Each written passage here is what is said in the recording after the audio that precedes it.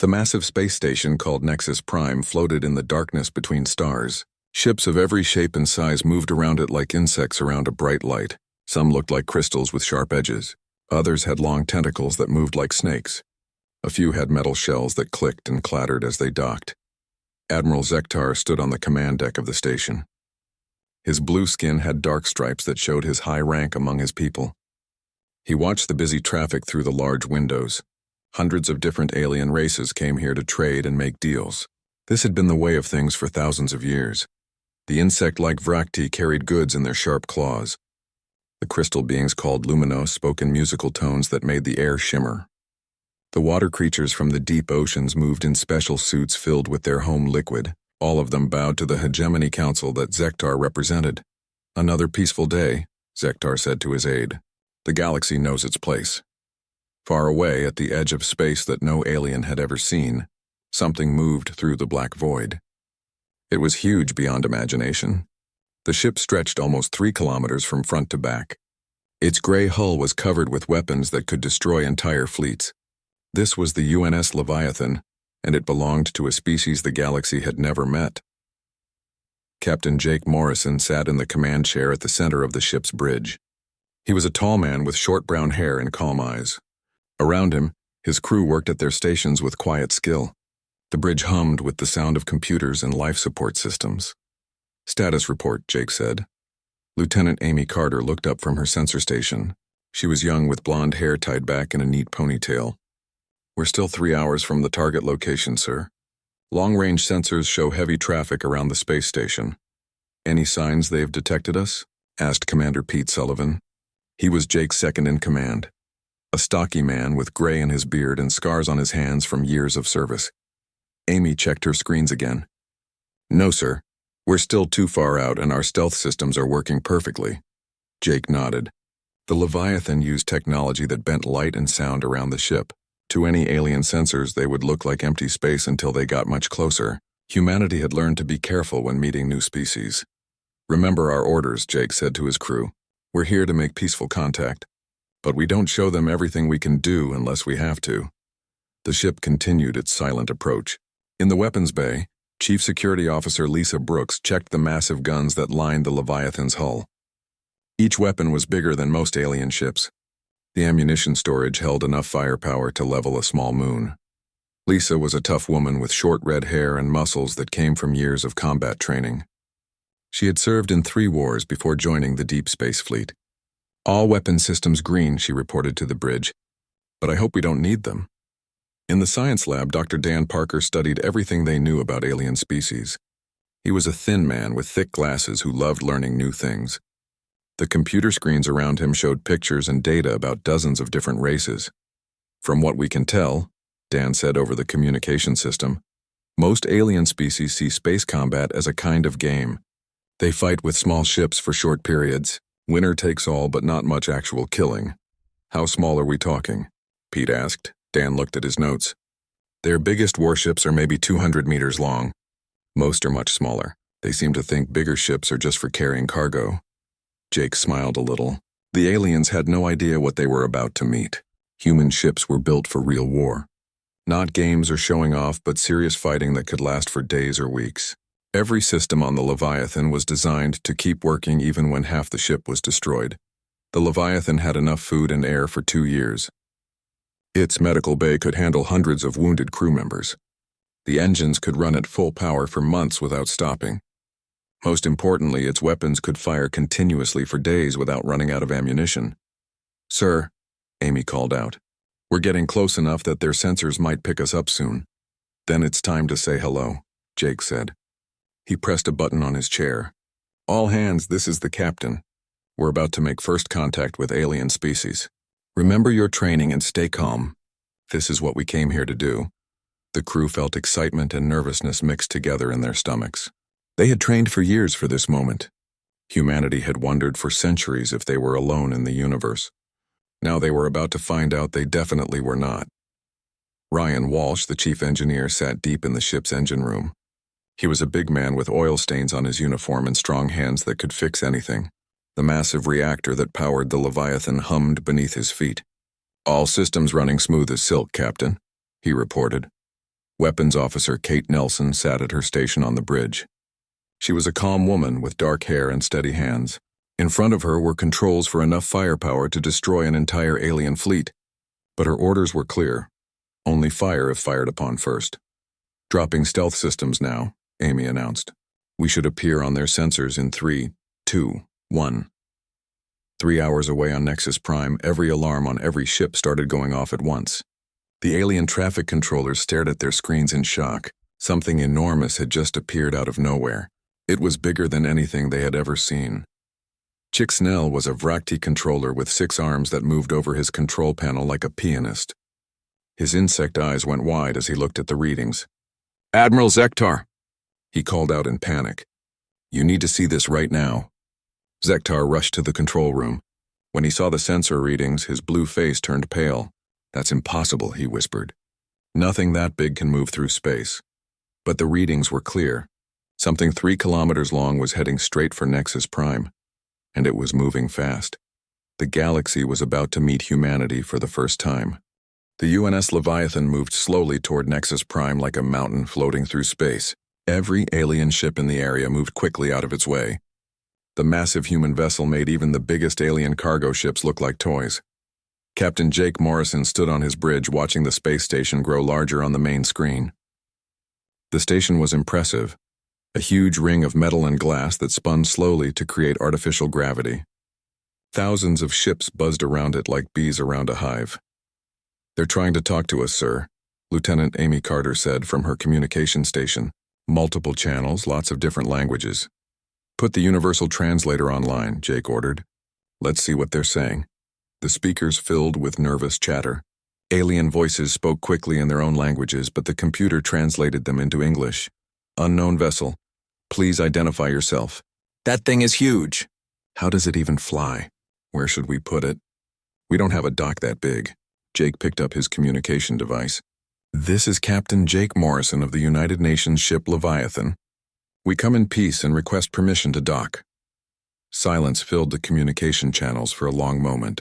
Then a new voice spoke, deeper and more official than the others.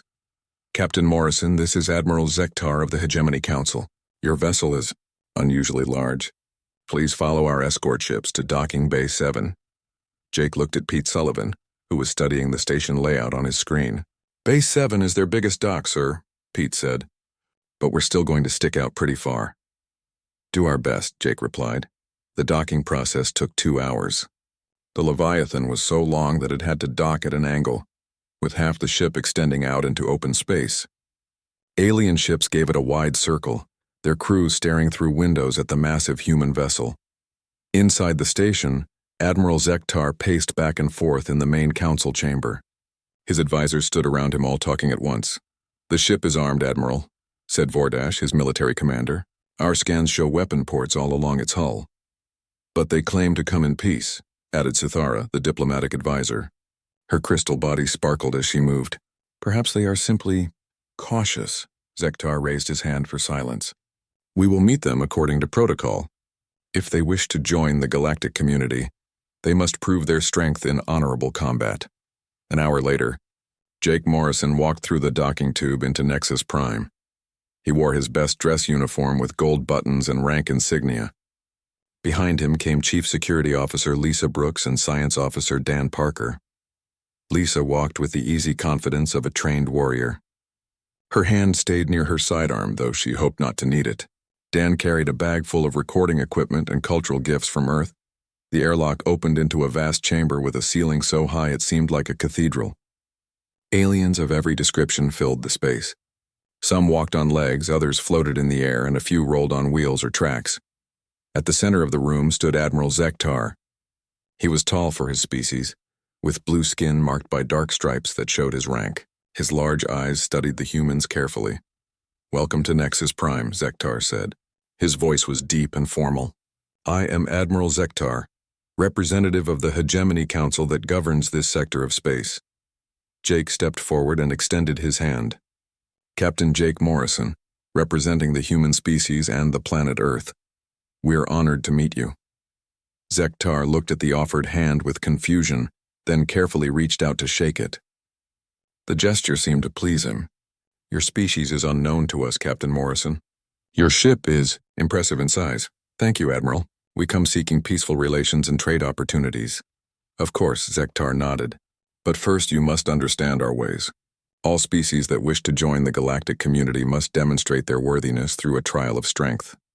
Dan Parker leaned closer to Jake and whispered, "From our research, this usually means a ritual space combat between single ships." Zektar continued, "You will select your finest warrior and your best combat vessel. They will face one of our champions in honorable battle. The winner gains respect and trading rights." Jake looked puzzled. "Select our finest combat vessel?" "Yes," Zektar explained patiently. "Surely you did not travel here in a warship? That massive cargo carrier cannot be your military vessel." The humans exchanged glances. Lisa Brooks tried not to smile. Dan Parker adjusted his glasses nervously. "Admiral," Jake said carefully, "the Leviathan is both our diplomatic ship and our warship. We don't make a distinction." Zektar's large eyes blinked several times. Around the chamber, other aliens began to whisper among themselves. The concept seemed impossible to them. "You mean to tell me," Zektar said slowly, "that your cargo ship is also designed for combat?" "Not exactly," Jake replied. "The Leviathan isn't a cargo ship at all. It's a military vessel designed for deep space exploration and first contact missions. It carries diplomats, scientists, and everything needed for long missions far from home." 4-, the military commander, stepped forward. His species looked like reptiles that walked upright, with scales instead of skin. "Captain Morrison, that vessel is 3 kilometers long." "No warship needs to be that large." Lisa Brooks spoke up for the first time. "With respect, sir, human warships are built to operate alone for months or years. We need space for crew quarters, medical facilities, workshops, food storage, ammunition, fuel, and backup systems for everything." "Ammunition?" Sithara asked. Her crystal body chimed softly. "How much ammunition could you possibly need?" Dan Parker consulted his portable computer. "The Leviathan carries enough ammunition for approximately 6 months of continuous combat operations." The alien stared at him in shock. Their battles usually lasted a few hours at most. The idea of fighting continuously for months was beyond their understanding. Admiral Zektar cleared his throat. "Very well. If your diplomatic warship wishes to participate in the trial of strength, we will accommodate this unusual request. 4- will pilot our finest combat vessel against you." "When?" Jake asked. "Tomorrow at the noon cycle. The trial will take place in Combat Zone Alpha, 1,000 kilometers from the station. All ships will clear the area to observe." Jake nodded. "We accept." As the humans prepared to return to their ship, they could hear the aliens talking excitedly among themselves. None of them had ever heard of a species that built ships for extended warfare. Most space battles were quick affairs between small, fast ships. Back aboard the Leviathan, Jake called a meeting of his senior officers. "They want a demonstration," he told them. "We'll give them one. But remember, we want to impress them, not terrify them." Pete Sullivan pulled up the combat systems display. "How much of our capability should we show?" Jake thought for a moment. "Enough to earn their respect. Not enough to make them think we're a threat to the entire galaxy." Kate Nelson, the weapons officer, spoke up. "Sir, if we're fighting one of their ships, I recommend using only our secondary batteries. Our main guns would probably vaporize their vessel." "Agreed," Jake said. "Shields at minimum power, too. We want to look tough, not invincible." Amy Carter was monitoring alien communications. "Sir, they're broadcasting news of tomorrow's fight across the galaxy. It sounds like this is going to be a big event." Jake sighed. He had hoped for a quiet first contact, but it seemed humanity was about to make a very public entrance into galactic society. "Get some rest, everyone," he ordered. "Tomorrow we show the galaxy what human engineering can do." The next morning, space around Nexus Prime looked like a giant amphitheater. Hundreds of alien ships had gathered in a huge circle around Combat Zone Alpha. News of the unusual trial had spread across the galaxy, and representatives from dozens of species had come to watch. Admiral Zektar stood in the observation deck of the space station with his top advisors. Through the massive windows they could see both ships preparing for battle. The hegemony's champion vessel was called the Starfire. It was beautiful to look at, sleek and graceful like a silver arrow. The ship was 200 meters long and covered with smooth curves that helped it move fast through space. Plasma cannons glowed blue along its sides and energy shields shimmered around its hull like heat waves. Vordash sat in the pilot's seat, his clawed hands moving over the controls with expert skill. He had won 43 combat trials and never lost a single fight. His scales were dark green with gold markings that showed his warrior rank. All systems ready, he reported to Admiral Zektar over the communication link. I will bring honor to the hegemony. On the other side of the combat zone, the UNS Leviathan hung in space like a gray mountain. Next to the graceful Starfire, it looked heavy and crude. But Captain Jake Morrison knew that appearances could be misleading. Weapon status, he asked Kate Nelson. Secondary batteries only as ordered, she replied. Main guns are powered down, shield generators running at 20% capacity. Engineering, how are we looking? Chief Engineer Ryan Walsh's voice came from deep in the ship. All systems green, Captain. Though I have to say, running the shields this low makes me nervous, Jake understood. The Leviathan shields at full power could stop almost any weapon known to humanity. At 20%, they were still stronger than most alien defenses, but not by much. Remember, everyone, Jake announced to his crew. We want to win this fight, but we also want to make friends. Minimum necessary force only. Commander Pete Sullivan was watching the alien ship through the tactical display. Sir, their vessel is fast and well armed for its size.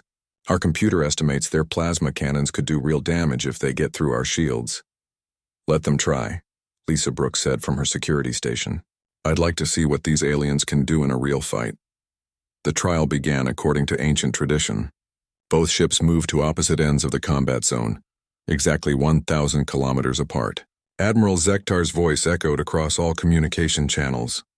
By the laws of honorable combat, this trial will test the skill and courage of both warriors.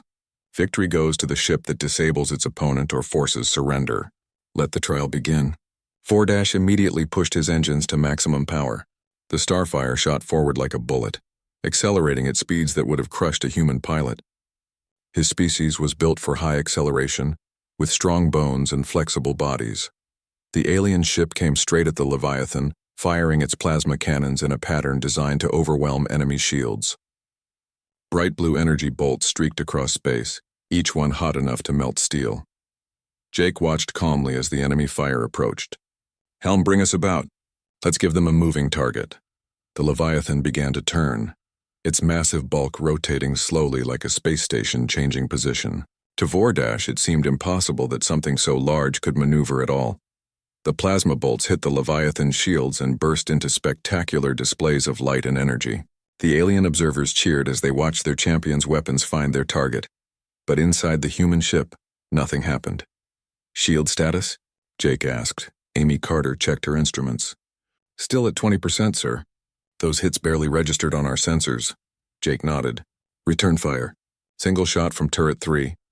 Kate Nelson targeted the alien ship and fired one blast from their smallest weapon. The projectile was a solid metal slug accelerated to incredible speed by magnetic fields. It hit the Starfire's shields and burst them like a soap bubble. Vordash felt his ship shake as the shield generators overloaded. Sparks flew from his control panels and emergency lights began flashing. In 43 previous battles, no enemy had ever penetrated his shields with a single shot. Impossible, he hissed, working frantically to restore his defenses.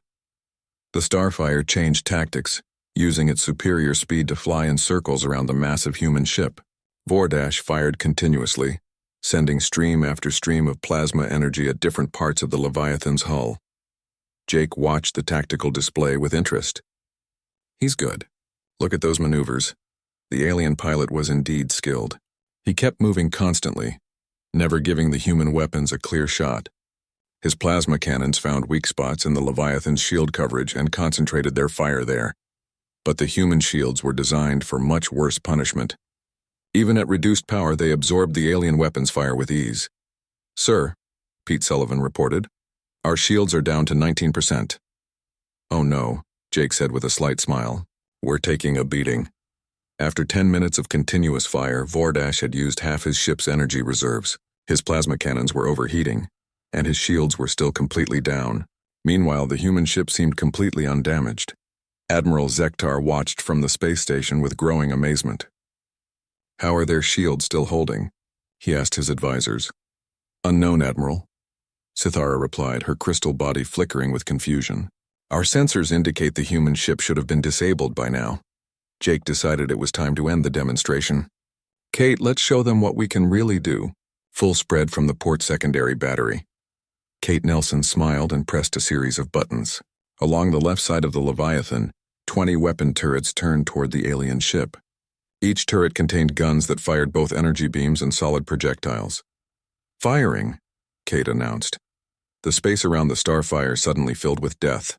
Energy beams hot enough to cut through asteroids crossed paths with metal slugs moving at incredible speed. The combination created a web of destruction that no ship could avoid.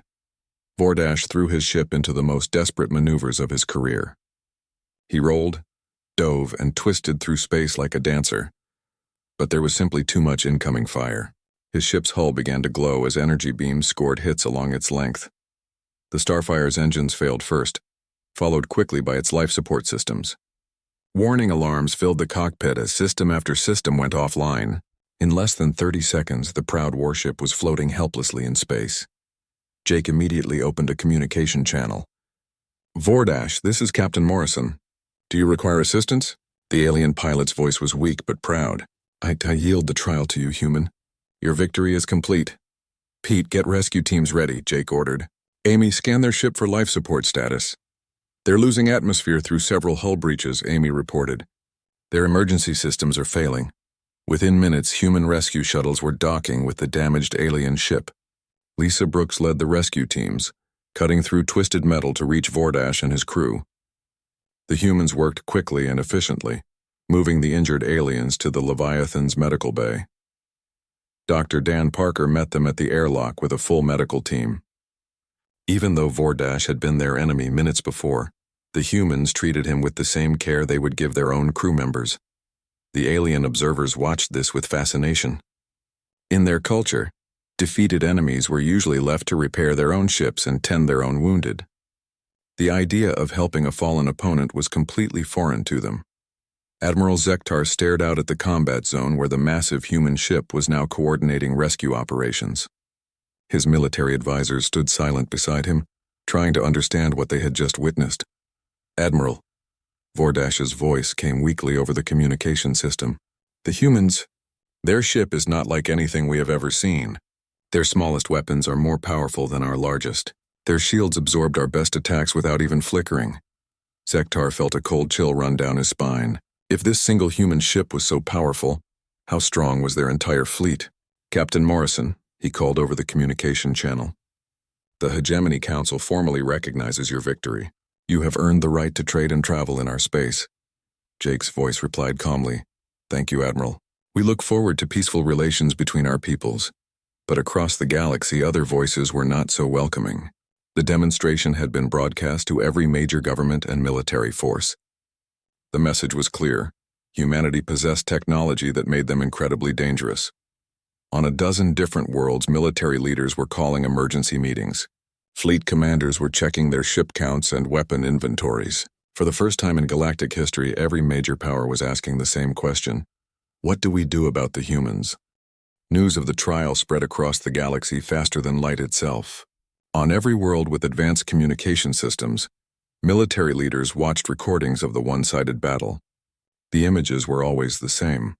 A massive human ship easily defeating the Hegemony's finest warrior without taking any real damage. On the crystal world of Luminos Prime, the Council of Minds gathered in their great hall. The chamber was filled with beings made of living crystal, who communicated through patterns of light and sound. Their leader, Crystal Mind Primus, pulsed with worried orange colors.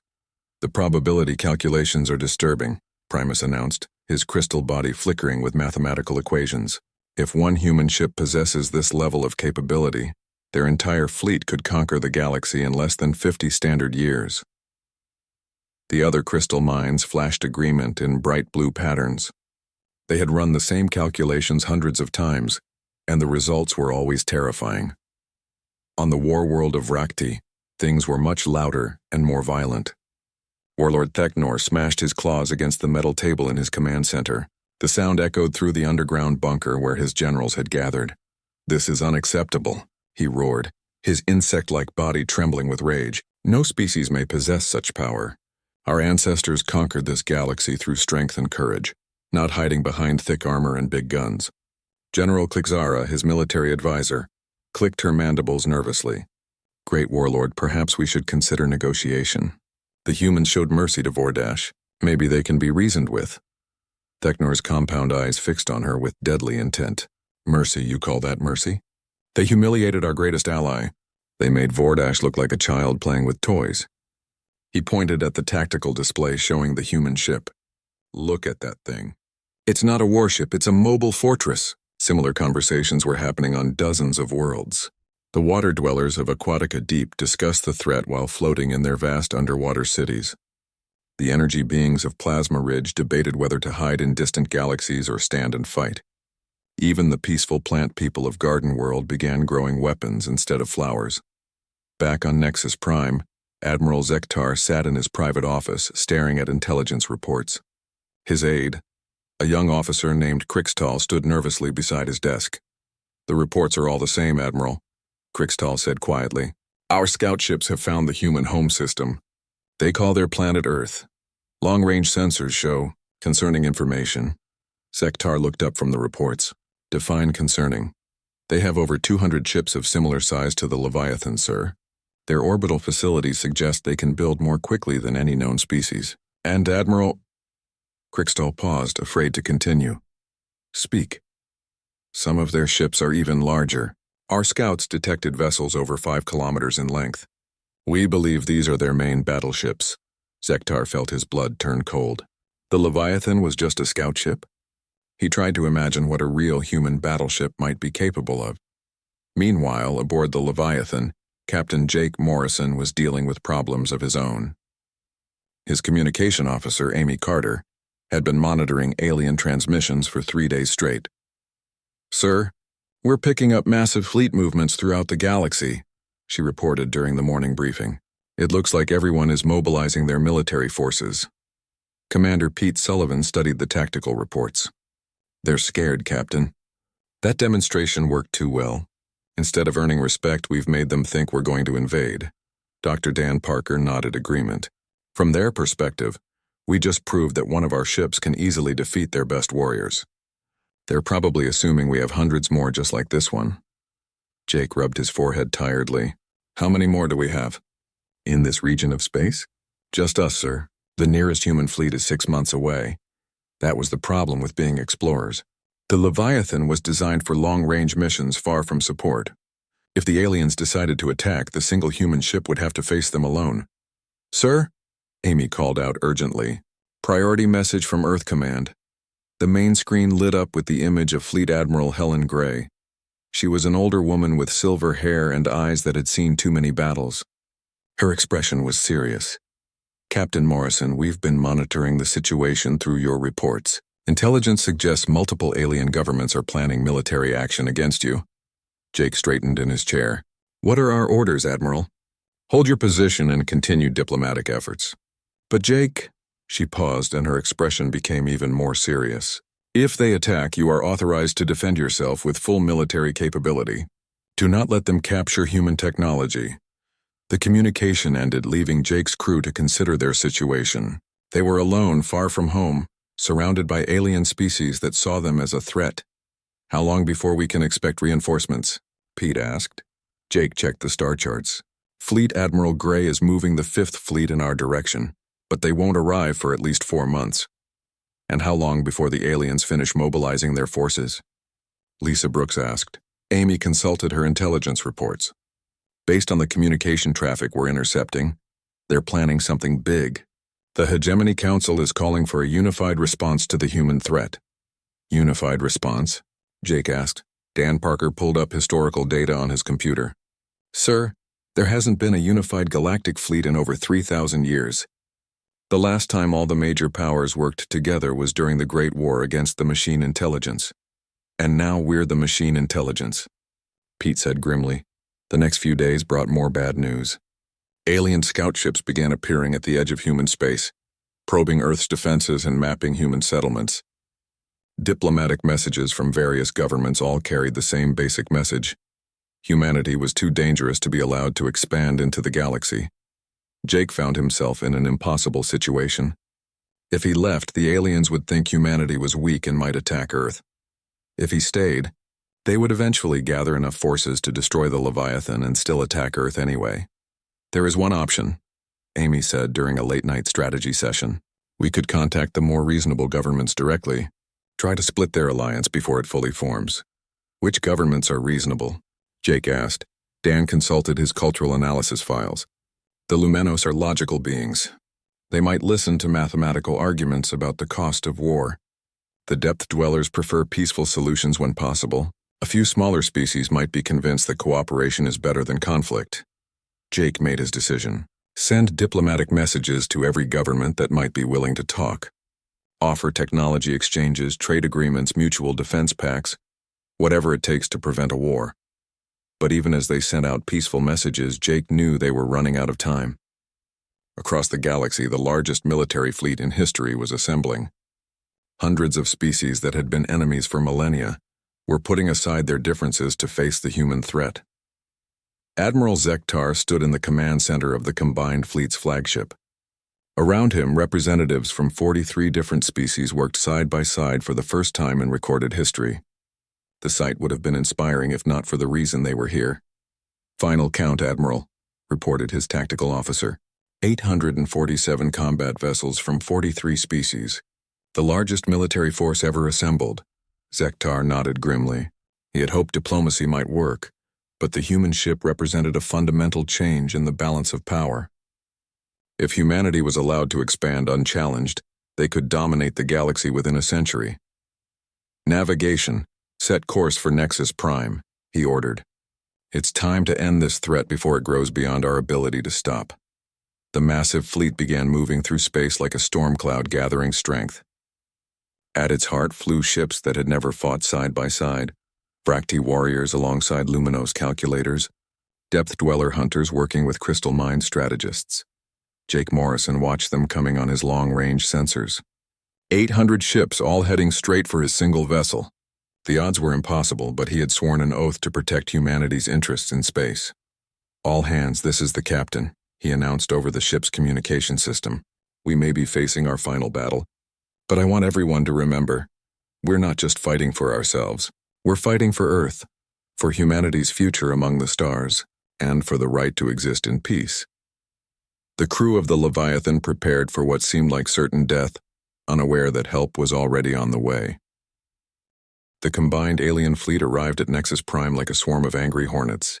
847 ships from 43 different species filled space around the station. The sight was both magnificent and terrifying. Vessels of every shape and size, from sleek Vracti fighters to massive Luminos crystal ships that looked like floating cathedrals. Admiral Zektar stood on the bridge of his flagship, a heavy cruiser called the Unity of Purpose.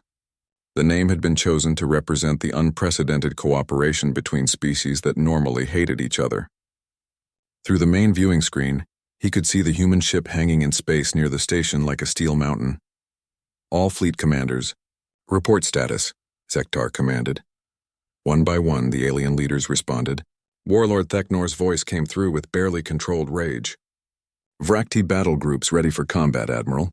My warriors are eager to prove their strength against these oversized humans.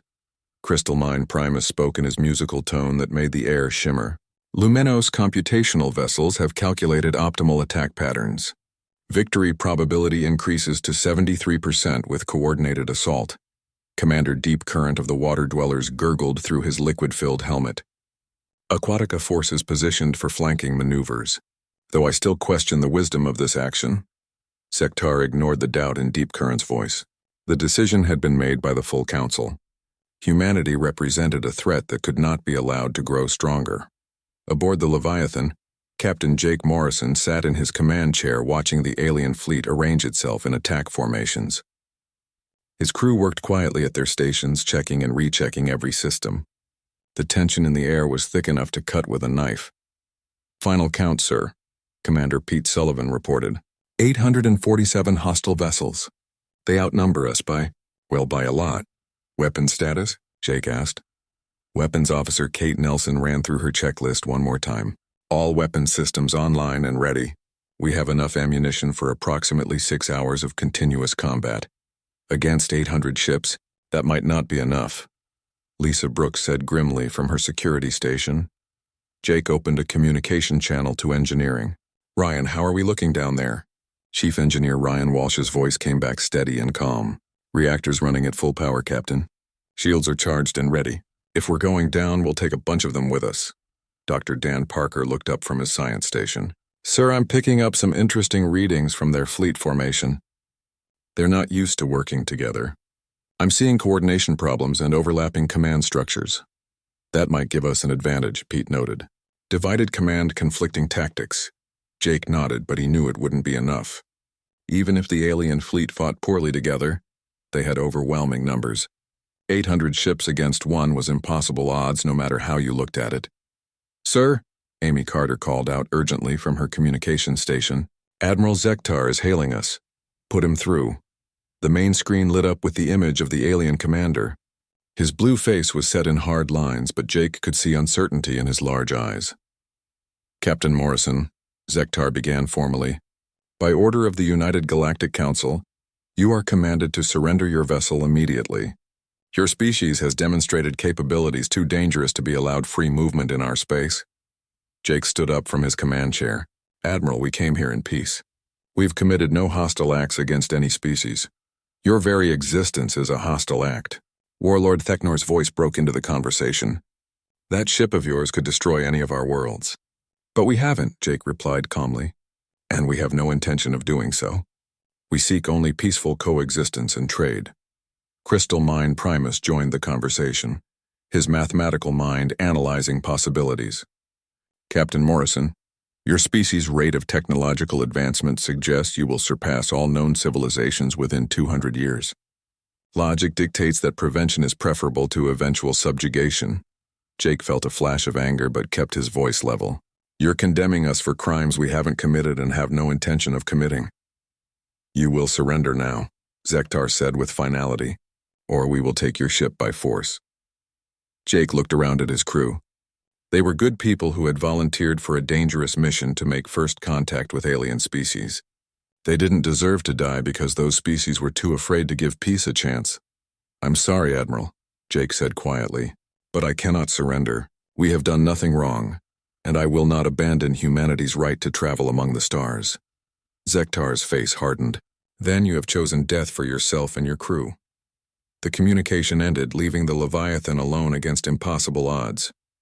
All hands, battle stations, Jake announced. This is not the mission we trained for, but it's the one we have. Make every shot count. The alien fleet began moving into final attack positions. Ships spread out in a huge sphere around the single human vessel, preparing to attack from all directions at once. Jake was about to give the order to fire when Amy Carter shouted from her station. Sir, multiple contacts dropping out of hyperspace. Big contacts. Jake spun around to look at her sensor display. How many? 36 ships, sir. They're human. The main screen switched to show space around Nexus Prime. Jake watched in amazement as 36 vessels identical to the Leviathan appeared in perfect formation. Each ship was 3 kilometers of armored death, bristling with weapons and shields. The alien fleet suddenly found itself facing not one human ship, but 37. This is Fleet Admiral Helen Gray aboard the UNS Colossus, came a familiar voice over the communication system. Captain Morrison, sorry we're late to the party. Jake felt relief flood through his body. Admiral Gray, how did you get here so fast? We've been in hyperspace for 2 months, Jake. Your reports made it clear you might need backup, so we pushed the engines harder than recommended. Admiral Zektar stared at the human fleet in shock. His 800 ships suddenly didn't seem like such overwhelming odds. The humans had just tripled their firepower in a matter of seconds. Unknown human vessels, he transmitted desperately. Withdraw immediately or face destruction. Admiral Gray's voice came back cold and professional. Admiral, you have threatened one of our ships and assembled a hostile fleet in neutral space. I suggest you reconsider your position. Warlord Theknor's battle rage overrode his tactical sense. Attack! All ships attack now before more humans arrive! The Vrakti fighters broke formation and dove toward the human fleet like a swarm of metal insects. Their plasma cannons fired in coordinated volleys, creating a wall of deadly energy. The human response was devastating. 37 ships opened fire simultaneously. The space between the fleets lit up like a star being born as thousands of weapons discharged at once. Energy beams crossed paths with projectile streams, creating a web of destruction that no ship could survive. The Vrakti fighters simply disappeared. One moment they were there, the next they were expanding clouds of superheated gas and metal debris. "Cease fire! Cease fire!" Zektar screamed over the communication channels, but it was too late. The demonstration had already shown every alien commander what they were truly facing. The human fleet hadn't just destroyed the attacking fighters. They had vaporized them so completely that nothing remained but atoms scattered across space. The precision and overwhelming firepower made it clear that humanity had been holding back during the trial with Vordash. "This is Admiral Gray," the human commander announced calmly. "Any ship that fires on human vessels will be destroyed. This is your only warning." The alien fleet found itself in an impossible position. They had come to destroy one human ship and found themselves facing 40 times that number. Worse, each human vessel appeared capable of destroying dozens of alien ships single-handedly. Crystal Mind Primus ran rapid calculations and reached a terrifying conclusion. "Admiral Zektar, I have computed our odds of victory. They are less than 1% even with our numerical advantage." Commander Deep Current's voice bubbled with fear. "My sensors indicate more human ships approaching from multiple directions. This may be only the first wave of their fleet." That wasn't true. The 37 human ships were all that were available, but the aliens had no way of knowing that Admiral Zektar faced the hardest decision of his military career. He could order the attack and watch his fleet be destroyed, or he could retreat and admit that the galactic balance of power had changed forever. "Admiral Gray," he called out, his voice heavy with defeat. "I request a meeting to discuss terms." Jake Morrison watched from the Leviathan's bridge as the two fleets slowly powered down their weapons. The immediate crisis was over, but he knew this was just the beginning. Humanity had just announced their arrival on the galactic stage in the most dramatic way possible. "Sir," Amy Carter reported, "I'm receiving messages from dozens of alien governments. They all want to establish diplomatic relations." Jake smiled for the first time in days. Fear had brought the aliens together against humanity, but that same fear might now force them to accept humans as equals.